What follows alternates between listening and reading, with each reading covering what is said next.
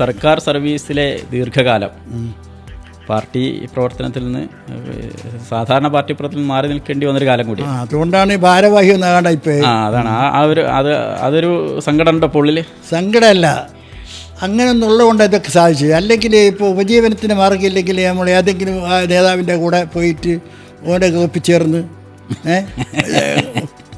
ഓൻ്റെ അവദാനങ്ങൾ പാടി എന്നിട്ട് ഇതുകൊണ്ട് എന്നൊക്കെ പറയും ജീവിക്കുന്നതിന് വലിയ പ്രശ്നമല്ലേ. അന്ന് സ്ഥിരമായിട്ട് ഒരു സർക്കാർ ജോലിയുള്ളതുകൊണ്ട് ലൈഫ് സെറ്റായി. ഇവരാരെങ്കിലും വിനാശിക്കേണ്ട ആവശ്യം വന്നില്ലല്ലോ. അപ്പോൾ അയാളെന്തോ ഒരു പ്രസംഗത്തിൽ ഇപ്പോൾ ഞാൻ വിമത മന്ത്രിയുടെ വീരസ് എന്ന് മറ്റും ഒരു ലേഖനം എഴുതി. കുറച്ച് കടുപ്പ ഇവർ MC എന്ന് മറ്റും അന്ന് എഴുതി, പേരൊന്നുമില്ല. അപ്പോൾ അന്നത്തെ അഖിലേന്ത്യക്കാർക്ക് ഭയങ്കര വിരോധം. അപ്പോൾ വലിയത് 12 ശതമാനത്തി ഓനെ അങ്ങനെ ആക്കണം ഇങ്ങനെ ആക്കണം, ഓനങ്ങനെ എഴുതാൻ പാടുണ്ടോ ഒന്നും പാടില്ല. അപ്പോൾ ഇതിന് കേസായി. മെമ്പറാണ്ടും ഇതൊക്കെ പിരിച്ചുവിടാനുള്ള ഷോക്ക് പോസ്റ്റ് നോട്ടീസില്ലേ. അപ്പോൾ ഒരു പറഞ്ഞ് ഞങ്ങൾ ഇവരെ മന്ത്രിയാക്കിയത്, നമ്മൾ പോലെ മുഖ്യമന്ത്രിയാക്കിയെന്ന് പറയുന്നില്ല. നമ്മളെ ആൾക്കാർ അറിയാണ്ട് പറയാം നമുക്ക് അയാളല്ലേ മന്ത്രിസ്ഥാനത്ത്, അയാൾക്ക് മുഖ്യമന്ത്രി സ്ഥാനം കൊടുത്തത് നമ്മളല്ലേ. 57 മുഖ്യമന്ത്രി ആവുന്നത് അങ്ങനെ നമ്മൾ കൊടുത്തിട്ടല്ലേ. നമ്മൾ ഇലക്ഷന് സാധിച്ചെങ്കിൽ ഓടി ജയിക്കുമോ? ആലത്തൂരിൽ നിന്ന് ജയിച്ച R. കൃഷ്ണൻ എന്നുള്ള മാർക്സിസ്റ്റ് പാർട്ടിൻ്റെ MLA പറഞ്ഞത് കൈവശം വെക്കാവുന്ന കൈവശ ഭൂമിയുടെ പരിധി 50 ഏക്കർ ആക്കണം. 50 ഏക്കർ ആക്കണം. അന്നേരം മുസ്ലിം ലീഗ് പറഞ്ഞത് പോരാ, 15 ഏക്കറേ പറ്റുള്ളൂ, അതിനപ്പുറം പാടില്ലെന്നാണ്. അപ്പോൾ ജന്മിത്വത്തിന് വേണ്ടിയിട്ടാണ് ഇവൻ പറഞ്ഞ് R. കൃഷ്ണൻ പറഞ്ഞത്. അത് പാടില്ലാതാണ് നമ്മൾ പറഞ്ഞ് മനസ്സിലാക്കണം. അങ്ങനെയാണ് ഈ ഭൂപരിഷ്കരണ നിയമം വന്നത്.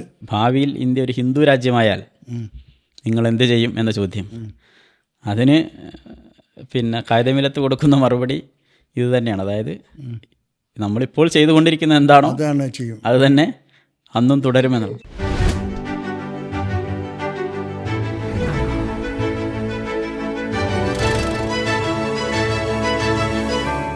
ഇപ്പോൾ നമ്മൾ രാഷ്ട്രീയ ചരിത്രം പറഞ്ഞ് ഇപ്പോൾ 1967 എത്തുമ്പോൾ നിർത്തുകയാണ് ചെയ്തത്. 67 നമ്മൾ വലിയൊരു രാഷ്ട്രീയ മാറ്റം ഇന്ത്യൻ യൂണിയൻ മുസ്ലിം ലീഗിന് സംഭവിച്ചു. അത് കൃത്യമായൊരു രാഷ്ട്രീയ തീരുമാനത്തിൻ്റെ ഭാഗമായിട്ട് മദ്രാസി പ്രമേയം വരുന്നു. കോൺഗ്രസ് ഇതര ഗവൺമെൻറ്റുകൾക്ക് പിന്തുണ കൊടുക്കാം എന്ന അനുവാദം ലഭിക്കുന്നു. ഇപ്പോൾ ലീഗിൻ്റെ ഒരു ചരിത്രം എടുത്ത് പരിശോധിക്കുമ്പോൾ കേരളത്തിലുൾപ്പെടെ തമിഴ്നാട്ടിലുൾപ്പെടെ വലിയ മാറ്റങ്ങൾക്ക് കാരണമായൊരു തീരുമാനം കൂടിയായിരുന്നു. എങ്ങനെയാണ് MC ആ ഒരു കാലഘട്ടത്തെ കാണുന്നത്? അതൊക്കെ ചരിത്രത്തിൻ്റെ പ്രോസസ്സിൻ്റെ ഭാഗങ്ങളായിരുന്നു. അപ്പോൾ നമ്മളെ അംഗീകരിക്കാൻ ഇവരാരും ഒരു കാലത്ത് തയ്യാറായില്ല, ഒരു പാർട്ടിയും തയ്യാറായില്ല. അവരൊക്കെ മുസ്ലിം ലീഗിനെ സ്വാഗതം ചെയ്യുന്ന രാഷ്ട്രീയ ഗതി മാറ്റങ്ങളുണ്ടായി. ഇപ്പോൾ 1957 മുതൽക്ക് പ്രജാ സോഷ്യലിസ്റ്റ് പാർട്ടി മുസ്ലിം ലീഗുമായിട്ട് സഖ്യം ഉണ്ടാക്കി. 1960 മുതൽക്ക് കോൺഗ്രസ് മുസ്ലിം ലീഗിൻ്റെ സഖ്യം ഉണ്ടായി. അപ്പോൾ ഇതൊക്കെ ഈ ഘടികാരത്തിൻ്റെ സൂചികൾ പോലെ കൂടിച്ചേരുകയും വിട്ടുവരികയും ചെയ്യുക. 12 മണിക്ക് 2 ഭാഗവും, 6 മണിയാകുമ്പോൾ 2 ഭാഗത്തും 2 സൂചികൾ, അതുപോലെ കൂടിച്ചേരുകയും വിട്ടുവരികയും ചെയ്യുന്ന സ്വഭാവങ്ങളെ കാണുന്നത് രാഷ്ട്രീയത്തിൽ. അപ്പോൾ 1967 ആകുമ്പോഴേക്കും കോൺഗ്രസ്സിനെതിരായിട്ട് വികാരം ഇന്ത്യ മുഴുവനും ആളിപ്പകർന്നു. അപ്പോൾ കോൺഗ്രസ് ഏതര ഗവൺമെൻറ്റുകൾ വരട്ടെ എന്ന് മുസ്ലിം ലീഗ് തീരുമാനിച്ചു. അപ്പോൾ അതിൻ്റെ ഒരു കാരണങ്ങളൊക്കെ ഉണ്ട്. കോൺഗ്രസ് എക്കണോമിക്കായിട്ടുള്ള കാര്യങ്ങളൊക്കെ ഉണ്ട്. രാജ്യത്തിന് സമ്പത്ത് ഹസാരി കമ്മീഷൻ റിപ്പോർട്ടും ഒക്കെ വന്ന്, മഹാലനോബിസ് കമ്മീഷൻ റിപ്പോർട്ട് വന്ന് ഇന്ത്യയിലെ സമ്പത്ത് മുഴുവൻ തന്നെ 10-20 കുഴപ്പങ്ങൾ 30 കുഴപ്പങ്ങൾ കൈയടക്കി വെച്ചിരിക്കുകയാണ്. ഇന്ത്യയിലെ ഭൂരിപക്ഷം ജനങ്ങൾക്കും ഒരു ദിവസം 20 പൈസ മാത്രം വരുമാനം. ബിർള എന്ന ഒരു സേട്ടുവിന് മാത്രം ഒരു ദിവസം 5 ലക്ഷം റുപ്യ. ഇങ്ങനത്തെ സാമ്പത്തിക അന്തരങ്ങൾ. ടെക്സ്റ്റൈൽ എംപോറിയങ്ങളിൽ കോടിക്കണക്കിന് മീറ്റർ തുണിത്തരങ്ങൾ കെട്ടിക്കിടക്കുന്നു. സാന്താളിലെ ആദിവാസി കുടിലുകളിൽ 4 സ്ത്രീകൾ ഒരു സാരി ഉപയോഗിച്ചിട്ട് ജീവിക്കുന്നു. ഇന്ത്യയിൽ 37,000 ഗ്രാമങ്ങളിൽ കുടിവെള്ളം കിട്ടാനില്ല. എത്രയോ ഗ്രാമങ്ങളിൽ പ്രഥമ ശുശ്രൂഷ കേന്ദ്രം പോലും ഇല്ല. ഇങ്ങനെ ഒരു അവസ്ഥയിൽ ഇനി കോൺഗ്രസ് അല്ലാത്ത ഒരു ഗവൺമെൻറ് നമുക്ക് പരീക്ഷിച്ച് നോക്കാം. ഇതായിരുന്നു മദ്രാസി പ്രമേയം. ആ മദ്രാസി പ്രമേയത്തിൻ്റെ അടിസ്ഥാനത്തിലാണ് കേരളത്തിലെ 7 കക്ഷികൾ കൂടി ഒരു സഖ്യം ഉണ്ടാക്കി. അതിൽ കമ്മ്യൂണിസ്റ്റ് പാർട്ടികൾ വന്ന്, CPI വന്ന്, CPM വന്ന്, പിന്നെ RSP വന്ന്, PSP വന്ന്, ഇങ്ങനെ 7 കക്ഷികളുടെ ഒരു മുന്നണി, മഴവില്ല് പോലെ ഒരു മുന്നണി. വലിയ മന്ത്രിസഭ അന്നുണ്ടാക്കി. ആ മന്ത്രിസഭയിൽ ആദ്യമായി മുസ്ലിം ലീഗിന് 2 മന്ത്രിസ്ഥാനം കിട്ടി.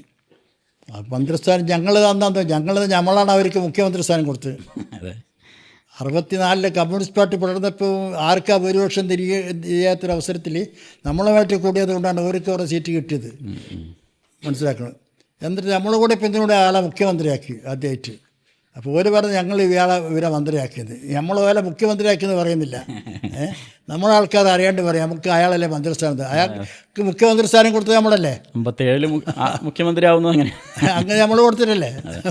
നമ്മൾ ഇലക്ഷന് സഹായിച്ചെങ്കിൽ ഓടി ജയിക്കുമോ? ഒരു സഖ്യമാണല്ലോ സ്വാഭാവികമായിട്ട്. അതൊക്കെ ഉണ്ടാവും. പിന്നെ അത് അയാൾ 2 മന്ത്രിസ്ഥാനം തന്ന് ആ മന്ത്രിസ്ഥാനത്തിൽ CH മുഹമ്മദ് കോയ വളരെ ഷൈൻ ചെയ്ത് കേരളത്തിൻ്റെ മുഖമാകെ മാറ്റിയ സംഘങ്ങൾക്കുണ്ട്. പ്രത്യേക ഭൂപരിഷ്കരണ നിയമം. നമ്മൾ ഭൂപരിഷ്കരണ നിയമത്തിന് കുറേ പറയാനുണ്ട്. എത്രയോ കാലം ആയിട്ട് മുസ്ലിം ലീഗ് ആവശ്യപ്പെടുന്ന ഒരു സംഗതിയാണ് ഭൂപരിഷ്കരണം. അതെ. ടിപ്പുവിൻ്റെ കാലം മുതൽക്ക് തന്നെ ഉള്ളൊരു സംഭവം അത്. ഇപ്പം ബ്രിട്ടീഷുകാർ വന്ന് ഏറനാട് വള്ളവനാട് താലൂക്കിലെ ഭൂമി മുഴുവനും പിടിച്ച് ജിമ്മിമാർക്ക് കൊടുത്ത് മാപ്പിളമാരെ പാട്ടക്കുടിയാന്മാരാക്കി അവരെ അമിത പാട്ടം നിശ്ചയിച്ചിട്ട് ആയിരക്കണക്കിന് കുടിയാന്മാരെ തിരുവാധാരമാക്കി എത്രയോ ലക്ഷക്കണക്കിന് മാപ്പിളമാർ വീടും കൂടിയില്ലാതെ അവൻ നട്ട് വളർച്ചയുണ്ടാക്കിയ കൊഴുക്കൂറുകളും അവനുണ്ടാക്കിയ കുളവും കിണറും ഒക്കെ നഷ്ടപ്പെട്ട് വഴിയാധാരമാക്കി. അതിനെതിരായിട്ട് മാപ്പിളമാരുടെ സമരമുണ്ടായി. 150 വർഷക്കാലം മാപ്പിള കലാപങ്ങൾ നടന്ന് 1793 മുതൽ 1921 വരെ. ആ കലാപങ്ങൾ ആയിരക്കണക്കിന് മാപ്പിളമാർക്ക് അവരൊക്കെ പ്രശ്നം ഭൂമിയായിരുന്നു. ഭൂമിയിൽ അധ്വാനിക്കുന്നതിന് അവകാശം കിട്ടുന്ന ഇതായിരുന്നു അതിൻ്റെ അടിസ്ഥാന പ്രശ്നം. അതാണിപ്പോൾ മുസ്ലിം ലീഗിന് കിട്ടിയപ്പോൾ ഉപ്പി സാഹിബ് സെൻട്രൽ അസംബ്ലിയിലും മദ്രാസ് അസംബ്ലിയിലൊക്കെ മെമ്പറായിരുന്ന കാലത്ത് കാര്യമായിട്ട് പറഞ്ഞ് ഈ പാട്ടക്കുടിയാന്മാരുടെ മോചനത്തിനുണ്ട്, അവർക്ക് പാട്ടത്തിൽ നിന്ന് അവരെ രക്ഷിക്കണം, ഇത്രയധികം പാട്ടം കൊടുക്കാൻ കഴിയില്ല. അപ്പോൾ ഒരു ഗവർണറുമായിട്ട് ഉപ്പി സാഹിബ് തെറ്റിയല്ലോ. സർ ആർച്ചുപാടി നെയ് പറഞ്ഞു നിങ്ങൾ അങ്ങനെ പറയല്ല, നിങ്ങൾ വലിയൊരു ജമ്മി കുടുംബത്തിൽ നിന്ന് വരുന്ന ആളല്ലേ എന്ന് പറഞ്ഞപ്പോൾ Uppi Sahib it is not my constituency sir എന്നാണ് ഉപ്പി സാഹിബ്. അതെൻ്റെ മണ്ഡലമല്ലാന്ന്. അങ്ങനെയൊക്കെ പാട്ടത്തിന് ഒരു മന്ത്രി പറഞ്ഞു പിന്നെ 10 കൊല്ലം ഒന്നിച്ച് പാട്ടം കൊടുക്കാത്ത കുടിയാനെ ഒഴിപ്പിച്ചു വിടുന്ന വെച്ചപ്പോൾ 100 കൊല്ലം പാട്ടം കൊടുത്തിന് ഒഴിപ്പിക്കാൻ പാടില്ല എന്ന് ഒപ്പി സാഹിബ് പറഞ്ഞു. അപ്പോൾ അതൊക്കെ ഈ ഭൂരഹിത കൃഷിക്കാരൻ്റെ ഭാഗത്ത് നിന്ന് ഉള്ള പോരാട്ടങ്ങളായിരുന്നു. അപ്പോൾ മുസ്ലിം ലീഗിന് അധികാരം കിട്ടിയാൽ അവരോടാണ് ആദ്യം നീതി പുലർത്തേണ്ടത്, കുറച്ച് വടക്കേ വല്ല കുറച്ച് മാപ്പിള ജമ്മിമാരോടല്ല. അതുകൊണ്ടാണ് ഈ ഭൂപരിഷ്കരണ നിയമത്തിന് 2 കൈയും ഒക്കെ മുസ്ലിം ലീഗ് പിന്തുണ കൊടുത്തത്. അതിൻ്റെ സെലക്ട് കമ്മിറ്റിയിൽ ഇത് വന്നപ്പോൾ, സെലക്ട് കമ്മിറ്റിക്ക് പോലും ബില്ല് വന്നപ്പോൾ, കർഷക ബന്ധ ബില്ല് വന്നപ്പോൾ ആലത്തൂരിൽ നിന്ന് ജയിച്ച R കൃഷ്ണൻ എന്നുള്ള മാർക്സിസ്റ്റ് പാർട്ടിൻ്റെ MLA പറഞ്ഞത് കൈവശം വെക്കാവുന്ന കൈവശ ഭൂമിയുടെ പരിധി 50 ഏക്കർ ആക്കണം. 50 ഏക്കർ ആക്കണം. അന്നേരം മുസ്ലിം ലീഗ് പറഞ്ഞത് പോരാ 15 ഏക്കറേ പറ്റുള്ളൂ, അതിനപ്പുറം പാടില്ലെന്നാണ്. അപ്പോൾ ജന്മിത്വത്തിന് വേണ്ടിയിട്ടാണ് ഇവൻ പറഞ്ഞ് R കൃഷ്ണൻ പറഞ്ഞത്, അത് പാടില്ലാന്നാണ് നമ്മൾ പറഞ്ഞ്. മനസ്സിലാക്കണം. അങ്ങനെയാണ് ഈ ഭൂപരിഷ്കരണ നിയമം വന്നത്. അപ്പോൾ 25 ലക്ഷം കുടിയാന്മാരുണ്ടായിരുന്നു കേരളത്തിൽ. അവർ കൊല്ലം തോറും ജമ്മിക്ക് 8 കോടി ഉറുപ്പിക പാട്ടം കൊടുക്കുന്നവരായിരുന്നു. അങ്ങനെ 8 കോടി ഉറുപ്പിക പാട്ടം കൊടുക്കുന്ന 25 ലക്ഷം കൃഷിക്കാരുടെ മുതുകിൽ നിന്ന് ജന്മിത്വത്തിൻ്റെ ഭാരം അഴിച്ചു മാറ്റിയത് മുസ്ലിം ലീഗിൻ്റെ ഗവൺമെൻറ്റാണ്. 1967 5 ലക്ഷം കുടികിടപ്പുകാരുണ്ടായിരുന്നു കേരളത്തിൽ. കുടികിടപ്പുകാർക്ക് ഒരു രേഖയില്ല. ജമ്മിൻ്റെ പറമ്പത്ത് വളച്ചിട്ട് അവിടെ താമസിച്ചു എന്ന് പറയാം, ഓനവിടെ താമസിക്കുന്ന ഓനൊരു രേഖയൊന്നുമില്ല, ഒരു നികുതിയും കൊടുക്കണ്ട. ജമ്മി നാളെ ഇറങ്ങിപ്പോടെന്ന് പറഞ്ഞാൽ ഇറങ്ങിപ്പോകണം, ഒരു രേഖയില്ല. അങ്ങനത്തെ 5 ലക്ഷം ഉണ്ടായിരുന്നു ആളുകൾ കുടികിടപ്പുകാർ. ആ കുടികിടപ്പുകാർക്ക് ഉള്ള മണ്ണിൽ ഉറച്ചു നിൽക്കാൻ ആത്മവിശ്വാസം കൊടുത്ത് 5 സെൻറ്റും 10 സെൻറ്റും കോർപ്പറേഷനിൽ 3 സെൻറ്റും ഭൂമി അവർക്ക് വളച്ചു കെട്ടി കൊടുക്കാൻ അവകാശം കൊടുത്ത കുടികിടപ്പ് ബില്ല് കൊണ്ടുവന്നത് മുസ്ലിം ലീഗിൻ്റെ ഗവൺമെൻറ്റാണ്. പിന്നെ അതുപോലെ 15 ലക്ഷം ഏക്കർ വരുന്ന വനഭൂമി നാടമ്പിമാരുടെ കയ്യിലുണ്ടായിരുന്ന ഭൂമി ഒരു കാഴ്ച നഷ്ടപരിഹാരം കൊടുക്കാതെ ഏറ്റെടുത്തു. അതൊക്കെ EMS ഗവൺമെൻറ് അല്ല, അതിന് ശേഷം വന്ന അച്യുതമേനോൻ ഗവൺമെൻറ്റാണ്. ഇപ്പറഞ്ഞ എല്ലാം ചെയ്ത് അച്യുതമേനോൻ ഗവൺമെൻറ്റിൽ മുസ്ലിം ലീഗ് നിർണായക ശക്തിയായിരുന്നു. മുസ്ലിം ലീഗ് വിചാരിച്ചാൽ ആ ഗവൺമെൻറ് ഉണ്ടാക്കാൻ ആ ഗവൺമെൻറ്റിൽ നിന്നുകൊണ്ടാണ് മുസ്ലിം ലീഗ് ഇതൊക്കെ ചെയ്തത്. അതിന് തുടക്കം 67 EMS ഗവൺമെൻറ്റിലാണെങ്കിലും അത് പൊളഞ്ഞ് അച്യുതമേനോൻ ഗവൺമെൻറ് വന്നപ്പോഴേ ഇതൊക്കെ ഉണ്ടായത്. കർഷക തൊഴിലാളി ബില്ല് എന്താ കർഷക തൊഴിലാളി ബില്ല്? അതുവരെ കൃഷിക്കാർക്ക് വേണ്ടി പാട്ട് പാടിയിട്ടുള്ളൂ കമ്മ്യൂണിസ്റ്റുകാർ. നെല്ലിഞ്ചി പൊട്ടിൽ പൊടിക്കും സാധു പുല്ലല്ല കാട്ടുപുലയൻ എന്നൊക്കെ പറഞ്ഞിട്ട് ആർക്കാനും വേണ്ടിയിട്ട് ഉഴാനും നടാനും എന്നൊക്കെ പറഞ്ഞിട്ട് പാട്ടേ പാടി. നമ്മൾ കൊയ്യും വയലെല്ലാം നമ്മുടെ അതൊക്കെ എന്തൊക്കെ പറയേണ്ടുള്ളൂ. അവർക്ക് ഒരു അടിസ്ഥാനപരമായ വേതന നിരക്കും സേവന വ്യവസ്ഥയും ഉൾപ്പെടുത്തിയതുകൊണ്ടുള്ള ഒരു ബില്ല് കൊണ്ടുവന്ന് മുസ്ലിം ലീഗിൻ്റെ ഗവൺമെൻറ് വന്നപ്പോഴാണ് കർഷക തൊഴിലാളി ബില്ല്. കട്ട തല്ലുകയും കളപറിക്കുകയൊക്കെ ചെയ്യുന്ന ആൾക്ക് ഇത്ര കൂലി കൊടുക്കണം, ഇത്ര മണിക്കൂറെ ജോലി ചെയ്യാനുള്ള നിയമ വ്യവസ്ഥ കൊണ്ടുവന്ന് അച്യുതമേനോൻ്റെ ഗവൺമെൻറ്റാണ്. മുസ്ലിം ലീഗ് ഒന്ന് ചൊടിച്ചാൽ ഇല്ലാണ്ടായി ഇപ്പോൾ ഗവൺമെൻറ് അത്. അങ്ങനെ എന്തെല്ലാം വ്യവസായ ബന്ധ ബില്ല് എന്ന് പറഞ്ഞാൽ ഒരു മുറുക്കാൻ കടയിൽ ജോലിക്ക് തന്നെ വിപ്പിച്ച ഓനെ പിരിച്ചു കൊടുത്തേരം 13 ഓൻ്റെ ശമ്പളത്തിൻ്റെ 13 ഇരട്ടി ഗ്രാറ്റുവിറ്റി കൊടുക്കണം. ഗ്രാറ്റുവിറ്റി ബില്ല് അത് ലോകത്തെ പരിഷ്കൃത ഗവൺമെൻറ് രാജ്യങ്ങളിൽ പോലും ഇല്ലാത്ത ആ നിയമമൊക്കെ കേരളത്തിൽ കൊണ്ടുവന്നത് മുസ്ലിം ലീഗിൻ്റെ ഗവൺമെൻറ്. അതുപോലെ നമ്മുടെ അറബി അധ്യാപകന്മാർക്ക് അന്ന് അപകടനയായിരുന്നു. ഒരു 40 ഉറുപ്പിയായിട്ട ശമ്പളം, അതിൻ്റെ ഫിക്സഡ് ശമ്പളമാണ്. ഇൻക്രിമെൻ്റ് ഇല്ല, ക്ഷാമത്തില്ല, ടൈം സ്കെയിൽ ഓഫ് പേ ഒന്നുമില്ല, പ്രൊമോഷനില്ല. വെറുതെ 40 ഉറുപ്പ്യക്ക് ചേർന്നാൽ റിട്ടയർ ചെയ്യുന്നവർ 40 ഉറുപ്പ്യ. അത് മാറ്റി മറ്റു അധ്യാപകന്മാർക്ക് തുല്യമാക്കി അവനെ കൊണ്ടുവന്ന് ടൈം സ്കെയിലിൽ കൊടുത്ത് 20 കുട്ടികൾ വൃത്തിയിൽ അറബി പഠിക്കുക, 8 കുട്ടികളുണ്ടെങ്കിൽ അറബി മനുഷ്യന്മാരെ നിശ്ചയിക്കണം പറഞ്ഞാൽ അതൊക്കെ കൊണ്ട് അവർക്ക് ജീവൻ നൽകിയത് മുസ്ലിം ലീഗിൻ്റെ ഗവൺമെൻറ്. അങ്ങനെ ഒരുപാട് കാര്യങ്ങൾ പറയാം എടുത്തു വരത്തക്ക രീതിയിൽ. അവരുടെ മക്കളാണ് പിന്നെ വലിയ വിദ്യാഭ്യാസം. അവരുടെ മക്കളാണ് വലിയ അപ്പോൾ വൈസ് ചാൻസലർമാരും മറ്റേ ഡോക്ടർമാരും വന്നതൊക്കെ വരുന്നത്. അതൊക്കെ വലിയൊരു സാമൂഹ്യ മാറ്റമായിരുന്നു കേരളത്തിൽ. അതിനൊക്കെ തിരികൊടുത്ത് മുസ്ലിം ലീഗിൻ്റെ ഗവൺമെൻറ്റാണ്. അതായത് കേരളത്തിൻ്റെ ഒരു നവകേരളം കെട്ടിപ്പടുക്കുന്നത്. അതുപോലെ കലാസാഹിത്യ രംഗം. ഇപ്പോൾ 10ാം ക്ലാസ് പാസ്സായ ഒരു മുസ്ലിം വിദ്യാർത്ഥി വിളിച്ചിട്ട് ശ്രീരാമൻ ആരാന്ന് വെച്ചവൻ പറയും. 10ാം ക്ലാസ് പാസ്സായ ഒരു ഹിന്ദു വിദ്യാർത്ഥി വെച്ച് മുഹമ്മദ് നബി ആരാന്ന് വെച്ചാൽ അവനറിയില്ല. ഇതായിരുന്നു പൊതുവിദ്യാഭ്യാസം. ഇതിൻ്റെ പേര് എല്ലാ ഈ കണ്ട സംസ്കൃത സാഹിത്യങ്ങളൊക്കെ പഠിക്കണം. ഉണ്ണുന്നതിൽ സന്ദേശവും മറ്റേ നളയേര് നാട്ടക്കഥയൊക്കെ സാഹിത്യത്തിൻ്റെ ഭാഗമായിട്ട് പഠിക്കേണ്ട ഒരു സന്ദർഭത്തിൽ ഒരു മുസ്ലിം പക്ഷത്തുള്ള ഒരു സാഹിത്യ പഠനം ഒന്നും ഉണ്ടായിരുന്നില്ല. അതൊക്കെ മാറ്റിക്കൊണ്ടുവന്ന് സ്വീകരിച്ചു വന്നപ്പോഴാണ് പാഠപുസ്തകങ്ങളിൽ ഉണ്ടാക്കാൻ വേണ്ടി ടെക്സ്റ്റ് ബുക്ക് കമ്മിറ്റി ഉണ്ടാക്കി എല്ലാ മതക്കാരെ പറ്റിയുള്ള പഠിപ്പിപ്പ്, ഖലീഫ ഉമറിനെ പറ്റിയും മറ്റേ മുഹമ്മദ് നബിയെ പറ്റി പാഠപുസ്തകത്തിൽ പഠിക്കേണ്ടി വരുന്നുണ്ട്. ഇപ്പോൾ പരീക്ഷ പാസ്സാണെങ്കിൽ അതുകൊണ്ട് പഠിച്ചെങ്കിലേ അവന് രക്ഷപ്പെടാൻ കഴിയുള്ളൂ. അങ്ങനെ മുസ്ലിം ലീഗിൻ്റെ കലയും സാഹിത്യവും ഇതിൻ്റെ ഭാഗമാക്കി പറ്റിയത് ലീഗ് മന്ത്രിസഭയിൽ വന്നപ്പോൾ മോയിൻകുട്ടി വൈദ്യർ അതുപോലെ അവരെയൊക്കെ അവരുടെ ഈ മലയാള സാഹിത്യ പഠനത്തിൻ്റെ ഭാഗമായിട്ട് അതും കൂടി പഠിക്കണം യൂണിവേഴ്സിറ്റി, എന്നാലേ MA മലയാളത്തിൽ തരികയുള്ളൂ എന്നൊക്കെ വന്നത് ആ ഗവൺമെൻറ് വന്നതിന് ശേഷമാണ്. അപ്പോൾ ആ രംഗത്ത് സർവോന്മുഖമായ പുരോഗതി എന്ന് പറഞ്ഞാൽ അതാണ്. വേറെ കുറച്ച് 2 വ്യവസായങ്ങൾ ഉണ്ടായാലോ 2 ഗവൺമെൻറ് കൂട്ടൊരു സർവ്വതോന്മുഖമായ പുരോഗതി, കല, സാഹിത്യം, സംസ്കാരം, വ്യവസായം, അതിലൊക്കെയുള്ള ആ പുരോഗതി മുസ്ലിം ലീഗിൻ്റെ ഗവൺമെൻറ്റിൻ്റെ കാലത്ത് മുസ്ലിം സമുദായത്തിന് കേരളത്തിൽ ഉണ്ടായിട്ടുണ്ട്. അത് വേറൊരു സമുദായത്തിൻ്റെ ഒന്നും ഹനിക്കാതെ അവരുടെ താല്പര്യങ്ങൾക്കൊന്നും ഒരു ബുദ്ധിമുട്ടും ഇല്ലാത്ത രീതിയിൽ പങ്കുവച്ചിട്ടുണ്ട്. മുസ്ലിം ലീഗ് ഒറ്റക്കല്ലല്ലോ ഭരിക്കുന്നത്. മുസ്ലിം ലീഗ് ഒറ്റയ്ക്ക് ഭരിച്ചിട്ടുണ്ടെങ്കിൽ നമുക്ക് വലിയ വിപ്ലവം ഉണ്ടാക്കി കഴിയുമായിരുന്നു. അതല്ലാതെ ഒറ്റക്കലാണ്. ഇത് ഒരു മുന്നണിയിൽ കൂടി വരുന്നതല്ലേ.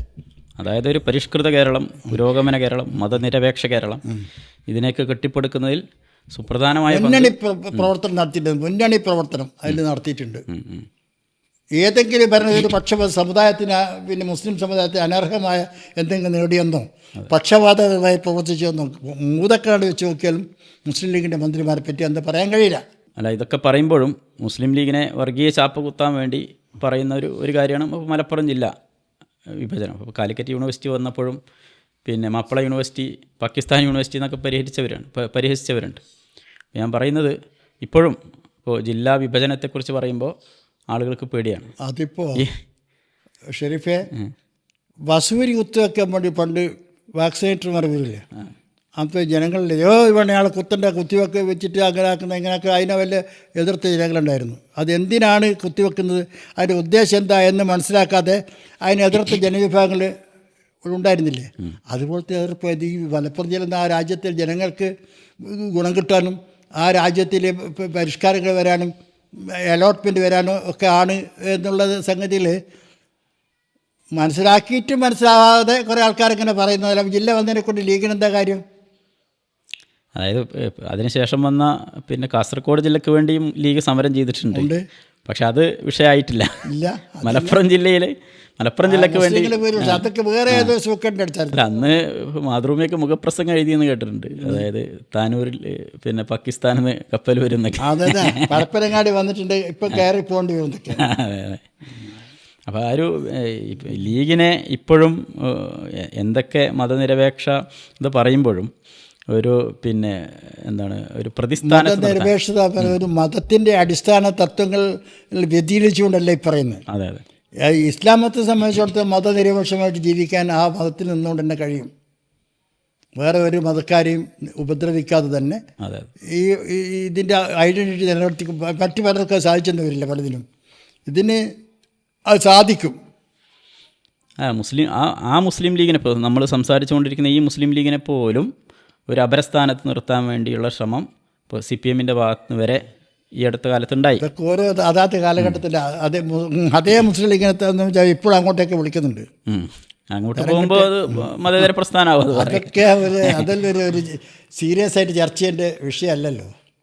ഒരു പൊളിറ്റിക്സാണ്, അതായത് അങ്ങോട്ടും ഇങ്ങോട്ടും മാറിക്കൊണ്ടിരിക്കുന്നത്. അതെ, അതിനോട് പെൻഡിലാടുമ്പോൾ അങ്ങോട്ടും ഇങ്ങോട്ടും ആടും.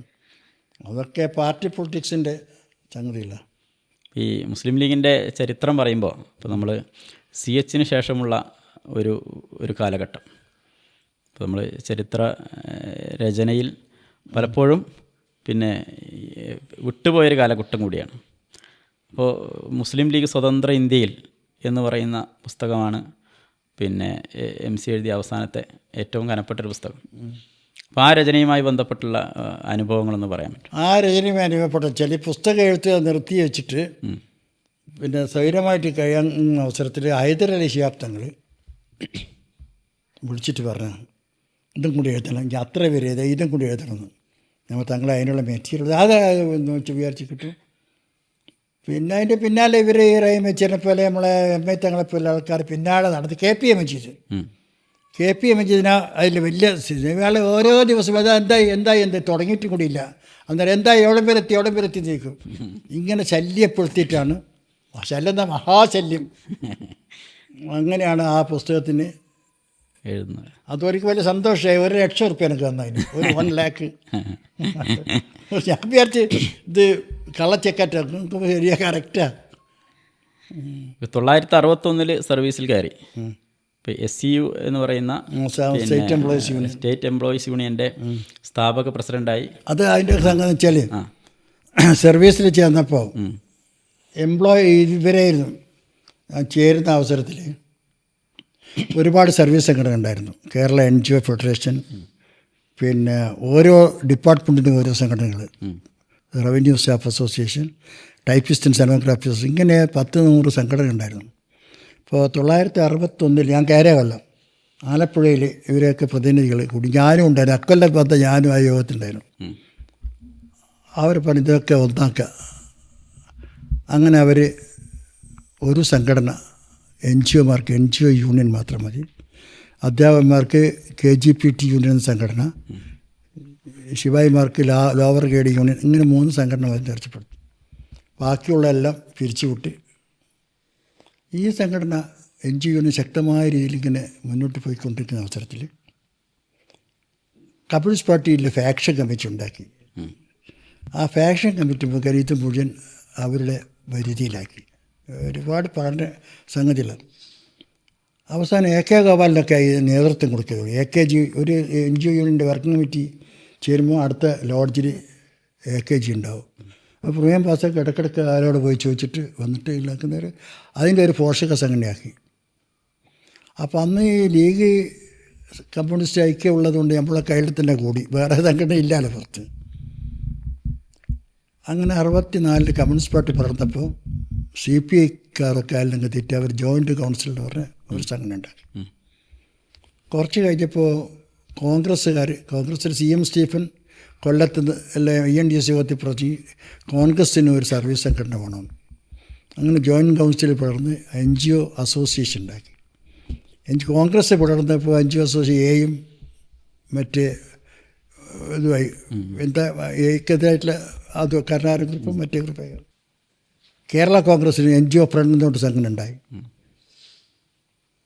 പിന്നെ ഇവർക്ക് ജനതാ പാർട്ടിക്ക് NGO എന്താ പേര് വേറെ എന്തുണ്ട്. ഇങ്ങനെ ചുരുക്കുമ്പോൾ എല്ലാ രാഷ്ട്രീയ പാർട്ടിക്കും ഓരോ സർവീസുകളുണ്ടായി.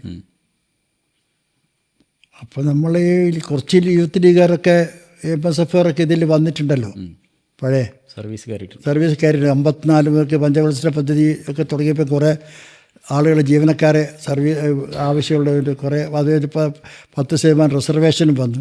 അപ്പോൾ കുറച്ച് മുസ്ലിം കുട്ടികളൊക്കെ വന്നപ്പോൾ അവർ പണ്ട് യൂത്ത് ലീഗിൻ്റെ ഒക്കെ പ്രവർത്തകന്മാരായ അവർക്ക് അപരീതമായ മുദ്രാവാക്യങ്ങളൊക്കെ അവിടെ കേൾക്കുന്നത് NGO മറ്റേ ലാൽസലാം പുളിയും മറ്റാൾത്തത്.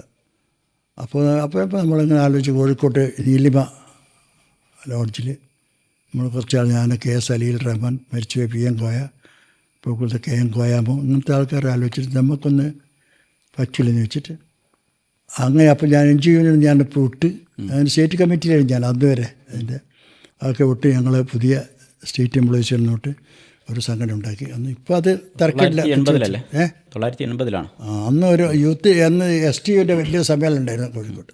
16 വർഷം പ്രസിഡൻ്റായി. അത് ഞാൻ റിട്ടയർ ചെയ്തതിന് ശേഷം വരുമല്ലേ യഥാരസം. ശരി. പിന്നെ CH പോയി പറഞ്ഞു, CH പറഞ്ഞ NGO യൂണിയൻകാരുടെ തവാന്തകൻ ഭൂമി തലയെ ജനിച്ചു എന്ന് പറഞ്ഞിരിക്കുന്നത്.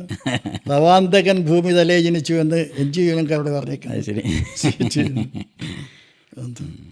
എന്തായാലും ഈ സർക്കാർ സർവീസിലെ ദീർഘകാലം പാർട്ടി പ്രവർത്തനത്തിൽ നിന്ന്, സാധാരണ പാർട്ടി പ്രവർത്തനത്തിൽ മാറി നിൽക്കേണ്ടി വന്നൊരു കാലം കൂടി. അതുകൊണ്ടാണ് ഭാരവാഹി ഒന്നാകണ്ട ഇപ്പോൾ. അതാണ് അതൊരു സങ്കടം ഉണ്ടോ പുള്ളിൽ? സങ്കടമല്ല, അങ്ങനെ ഒന്നുള്ളതുകൊണ്ട് ഇതൊക്കെ സാധിച്ചു. അല്ലെങ്കിൽ ഇപ്പോൾ ഉപജീവനത്തിന് മാർഗ്ഗമില്ലെങ്കിൽ നമ്മൾ ഏതെങ്കിലും നേതാവിൻ്റെ കൂടെ പോയിട്ട് ഓൻ്റെ ഗ്രൂപ്പിൽ ചേർന്ന് ഓൻ്റെ അവദാനങ്ങൾ പാടി എന്നിട്ട് ഇതുകൊണ്ട് എന്നൊക്കെ പറയും ജീവിക്കുന്നതിന് വലിയ പ്രശ്നമല്ലേ. അന്ന് സ്ഥിരമായിട്ട് ഒരു സർക്കാർ ജോലിയുള്ളതുകൊണ്ട് ലൈഫ് സെറ്റായി. ഇവരാരെങ്കിലും മുനാശിക്കിൻ്റെ ആവശ്യം വന്നില്ലല്ലോ. പിന്നെ രാഷ്ട്രീയ പ്രവർത്തകർക്ക് നടത്താൻ ചെറിയ ബുദ്ധിമുട്ടൊക്കെ ഉണ്ടായിട്ട് PM അബൂബക്കറിൻ്റെ കാലത്താണ് ബുദ്ധിമുട്ടുണ്ടായത്. അത് എന്താ സംഭവിച്ചാൽ, ഞാനന്ന് ഒരു ചന്ദ്രയൊരു ലേഖനം എഴുതി. അതിലിപ്പോൾ ഇയാൾ നമ്മളെ കഷ്ടകാലത്ത് നമ്മളെ ഡിപ്പാർട്ട്മെൻറ്റിൽ മന്ത്രിയായി PM അബൂബക്കർ. അപ്പോൾ അയാളെന്തോ ഒരു പ്രസംഗത്തിൽ ഇപ്പോൾ ഞാൻ വിമത മന്ത്രിയുടെ വീരസ് എന്ന് മറ്റും ഒരു ലേഖനം എഴുതി. കുറച്ച് കടുപ്പ ഇവർ MC എന്ന് മറ്റും അന്ന് എഴുതി, പേരൊന്നുമില്ല. അപ്പോൾ അന്നത്തെ അഖിലേന്ത്യക്കാർക്ക് ഭയങ്കര വിരോധമായി. അപ്പോൾ ഓലിത് 12 ശതീരത്തി ഓനെ അങ്ങനെ ആക്കണം ഇങ്ങനെ ആക്കണം, ഓനങ്ങനെ എഴുതാൻ പാടുണ്ടോ ഒന്നും പാട്ട്. അപ്പോൾ ഇതിന് കേസായി. മെമ്മറാണ്ടും ഇതൊക്കെ പിരിച്ചുവിടാനുള്ള ഷോക്കോസ് നോട്ടീസിലായി. അവസാനം അയാൾ എന്നെ വിളിപ്പിച്ച് കാലത്ത് രജിസ്ട്രേഷൻ IG ഇതിൻ്റെ കൂടെ ഞാൻ പോയി ഇയാളെ കാണാൻ.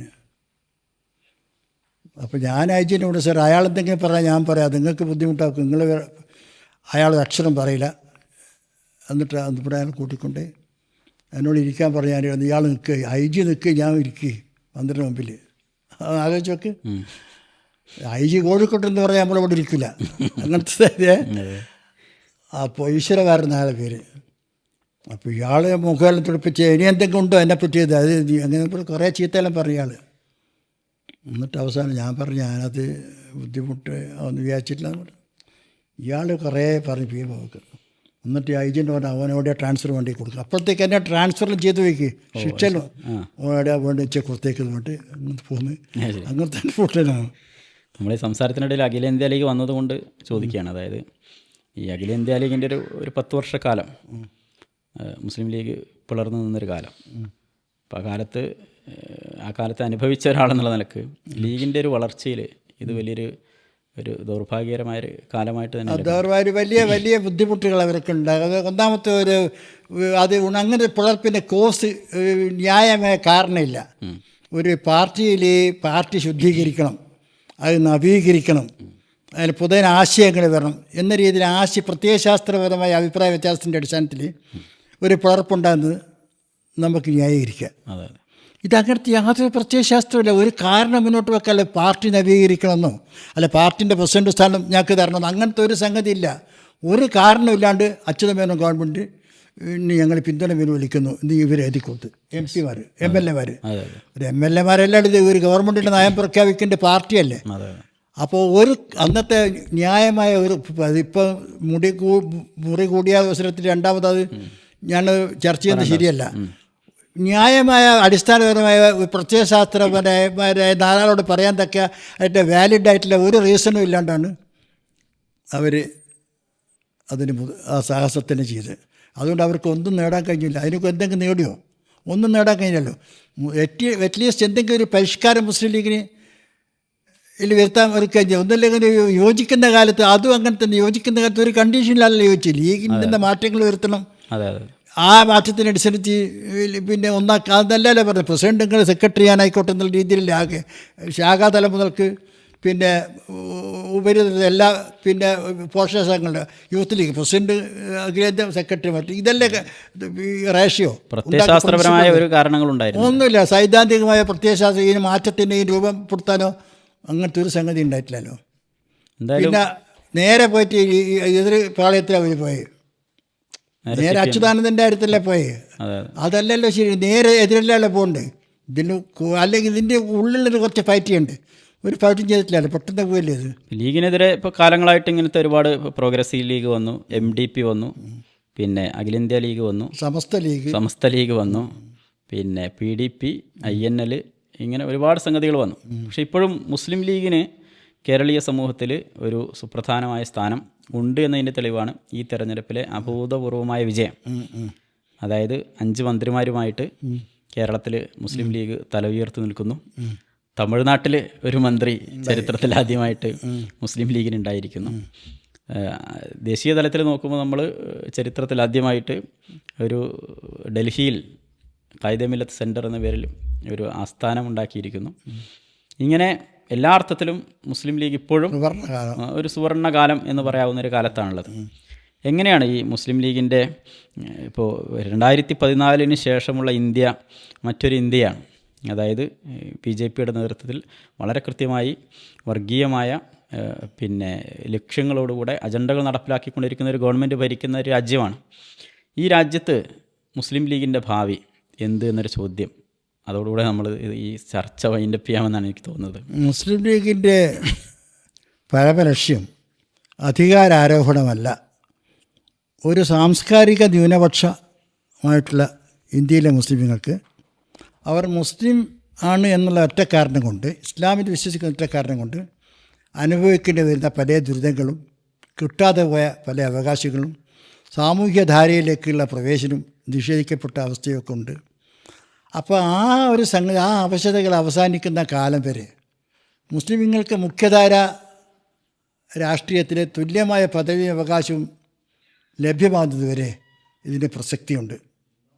ഒരു ന്യൂനപക്ഷ സംഘടനയായിട്ട് മുസ്ലിം ലീഗ്, മുസ്ലിം സമുദായം ഇന്ത്യയിൽ എത്ര കാലം തുടർന്നോ അത്ര കാലം മുസ്ലിം ലീഗിന് ആത്യന്തികമായ പ്രസക്തിയുണ്ട്. അതാണ് അതിൻ്റെ. ഇതൊന്നും അശോക് മേത്ത കമ്മീഷന് മുമ്പാകെ ഖായിദെ മില്ലത്ത് മറുപടി കൊടുക്കുന്നുണ്ട്.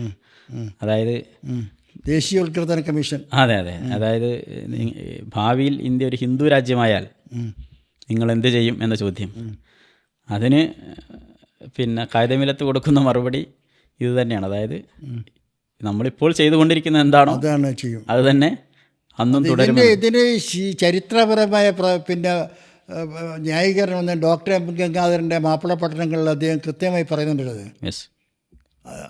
ഓർക്കുന്നില്ലേ? അത് തന്നെയല്ല അതിൻ്റെ ഗംഗാധരനെപ്പോലുള്ള സാമൂഹിക നേതാക്കന്മാരൊക്കെ അത് ശരിവെച്ചതല്ലേ. വികാരജീവികളായ ആളുകൾ ഇതിൻ്റെ പേരങ്ങനെയല്ലേ എന്നൊക്കെ പറഞ്ഞിട്ട് പറയുന്നതിന് അതിനിപ്പോൾ ഒരു നിവൃത്തിയില്ലല്ലോ.